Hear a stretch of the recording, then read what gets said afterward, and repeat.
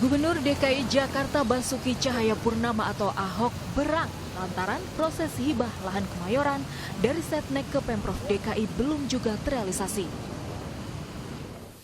Lahan hibah itu sedianya digunakan untuk membangun wisma yang akan menampung ribuan atlet saat Asian Games di Jakarta pada 2018 mendatang. Setelah gelaran Asia Games usai, Pemprov DKI Jakarta juga menginginkan agar wisma atlet disulap menjadi rusunawa untuk menampung warga berpenghasilan bawah. Namun sayangnya, semua rencana itu terancam kandas sia-sia. Lantaran proses hibah lahan terjegal izin Komisi 2 DPR. Wakil rakyat di Senayan justru menginginkan lahan di Kemayoran digunakan untuk membangun properti komersial seperti hotel dan apartemen. Alasan itulah yang membuat Gubernur Ahok murka dan menuding pusat pengelola kompleks Kemayoran bermain mata dengan Komisi 2 DPR untuk menjegal izin hibah lahan. PPK Kemayoran nyumbang berapa ke negara selama ini kerjasama dengan swasta?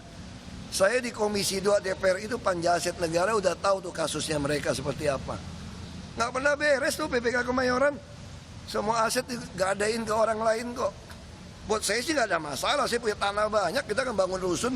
Ini kan dalam rangka untuk Asian Games. Kalau kayak begini, IOC datang, saya kan bilang, saya udah perintahkan Jakpro tarik aja, nggak usah kerjain. Kalau komersil suruh orang aja komersilnya nggak, nanti dapat bisa kerja kan. Sementara itu PPK Kemayoran menyangkal telah membantah hibah lahan untuk Wisma Atlet.